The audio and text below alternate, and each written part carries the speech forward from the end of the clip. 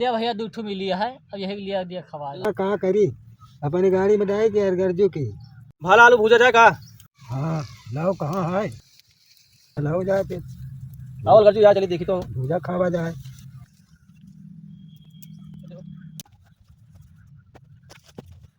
अरे गर्जू चला उठा जल्दी जल्दी भाला हुआ क्या बैठा जलाए बैठा है आलू की ताइन। कहा संजय भाई।